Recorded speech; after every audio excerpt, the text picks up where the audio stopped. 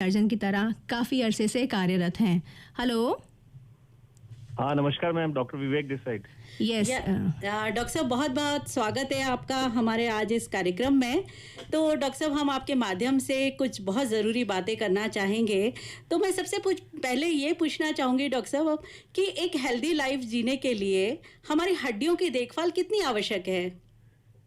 First of all thank you ma'am for the invitation. और मैं hope करता हूँ कि हमारा जो इंटरेक्शन है वो हमारी ऑडियंस के लिए काफ़ी फ्रूटफुल रहेगा। जी जी बिल्कुल बिल्कुल। पॉइंट पे आता है मैम कि जैसे आपने बताया कि हड्डियों की देखभाल, देखिए जो हमारी बोन्स हैं वो हमारी बॉडी को शेप देती हैं और जो हमारी जॉइंट्स हैं वो हमारी बॉडी को मूवमेंट देते हैं। अब जिस तरह से किसी बिल्डिंग की फाउंडेशन बहुत इंपॉर्टेंट होती है, उसी तरह से जो बोन्स एंड जॉइंट्स हैं हमारी बॉडी की फाउंडेशन होता है। मैं आपको एक बहुत ही इंपॉर्टेंट फैक्ट बताता हूँ मैम कि आजकल जो एजिंग से रिलेटेड जो बोन्स एंड जॉइंट्स की जो पहले प्रॉब्लम हमें मिला करती थी, अब वो काफी अर्ली स्टेज में लोगों में आने लगी है। हमारे बहुत सारे जॉइंट रिप्लेसमेंट के जो पेशेंट हैं वो लेस देन 50 की एज से कम होते हैं और इसका बहुत बड़ा कारण है हमारी वेस्टर्न लाइफस्टाइल। तो मैं अपनी ऑडियंस को यही बताना चाहूंगा कि भाई हमें हमारी बोन्स एंड जॉइंट्स का सही टाइम से देखभाल शुरू कर देना चाहिए। ये एक तरह का इन्वेस्टमेंट है हमारे आने वाले फ्यूचर की हेल्दी फ्यूचर के लिए, एक तरह का इन्वेस्टमेंट है मैम ये।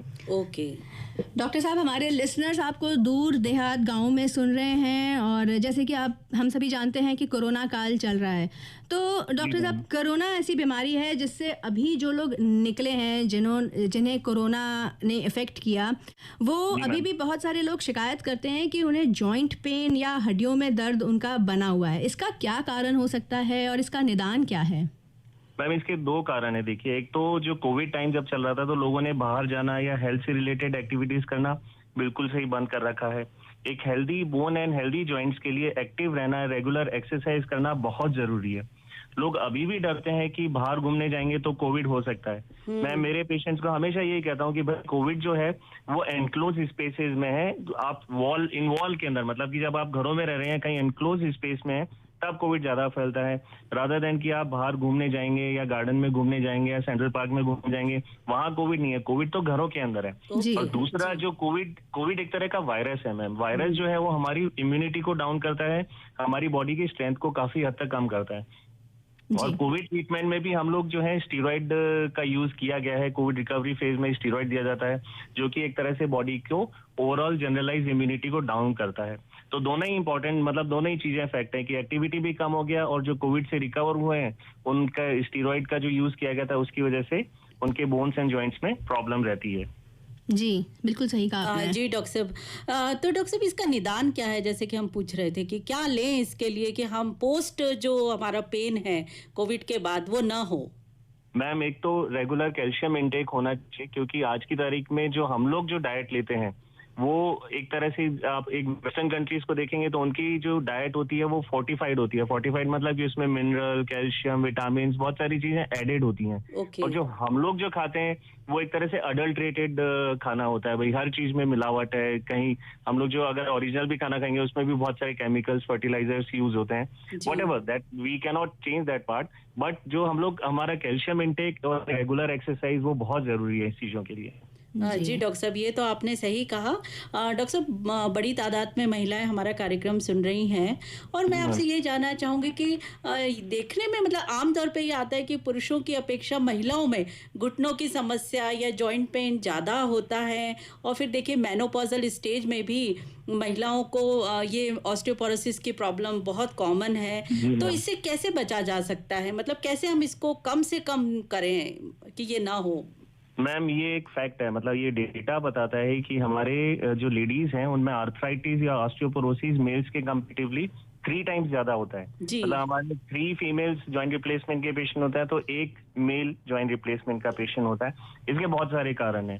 Female hormones, female genetic structure, female की डाइट, इसके बहुत इंपॉर्टेंट फैक्ट है। और एक बहुत ही इंपॉर्टेंट फैक्ट है कि फीमेल्स की सेडेंटरी लाइफस्टाइल। क्यों भाई? हमारे सोसाइटी में जो फीमेल्स है ज्यादातर घरों में रहती हैं और जो मेल्स हैं वो बाहर काम करने जाते हैं।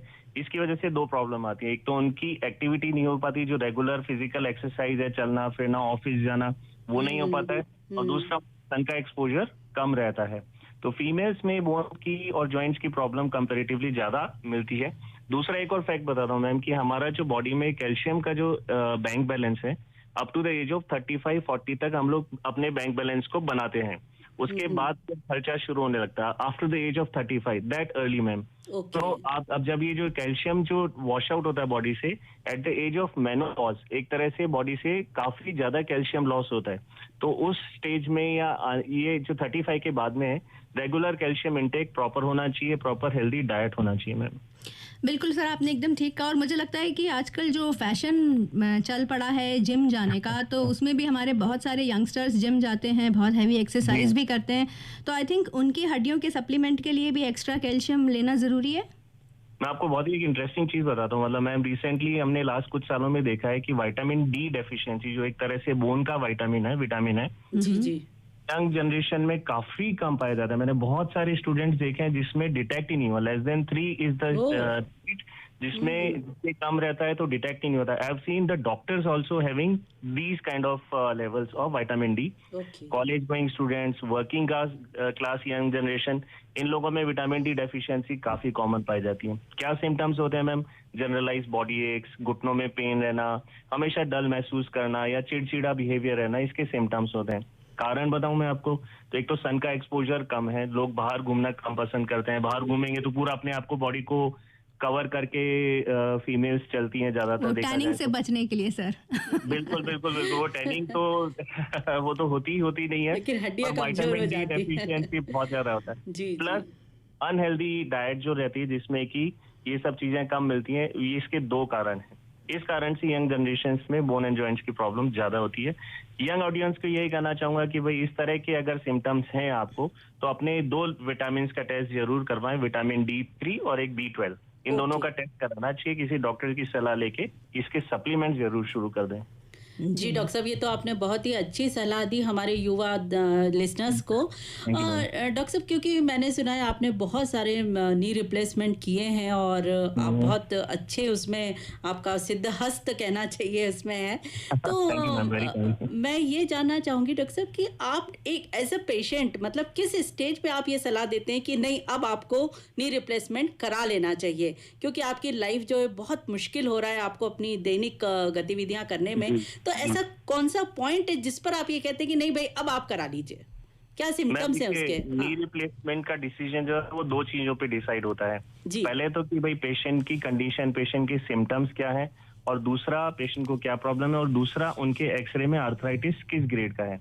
जब पेशेंट के घुटनों में दिन रात पेन रहने लगे, सीढ़ियां चढ़ने में उन्हें दिक्कत है, क्योंकि सीढ़ियां चढ़ने में सबसे पहला और सबसे डिफिकल्ट पार्ट रहता है कि नीचे ग्राउंड से ऊपर खड़े रहना या सीढ़ियां चढ़ने में पेन रहना, घुटनों में टेढ़ापन आने लगे, उन्हें on end of pain killer लेना पड़ रहा हो, पाँव में बेचैनी रहने लगे और चलने में लंगड़ाहट होने लगे, ये सारी कंडीशन है।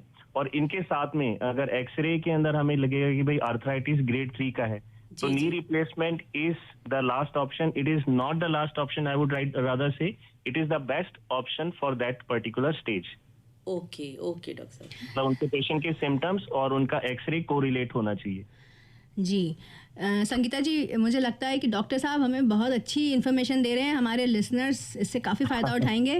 तो सर, मैं आपसे यहाँ ये जानना चाहूँगी कि सड़क सुरक्षा महीना हम मना रहे हैं और वैसे तो हम सभी चाहते हैं कि एक्सीडेंट्स ना हो, लेकिन यदि फिर भी अगर एक्सीडेंट हो जाए तो हड्डी टूटी है या नहीं, या इन जनरल फर्स्ट एड क्या होना चाहिए उसका हॉस्पिटल जाने से पहले? Yes, ma'am, this is right कि we are having the road safety month right now. जी। पर मैं अपनी ऑडियंस को सबसे पहले एक रिक्वेस्ट करना चाहूंगा कि भाई हमें सब लोगों को एक ट्रैफिक रूल्स को फॉलो करना बहुत जरूरी है। लोग बेधड़क होके रॉन्ग साइड चलते हैं, हेलमेट पहनने से हेयर स्टाइल खराब होती है, जिगजैग चलना तो एक तरह से फैशन है, पेडेस्ट्रियन को रोड क्रॉस करने देने के लिए अगर ब्रेक लगाए तो मालूम नहीं हमारा कितना टाइम का लॉस हो जाएगा। प्लीज ये क्या सब हम हमारी आने वाली जनरेशन को या यही सिखा रहे हैं कि इस तरह से ड्राइव करना चाहिए?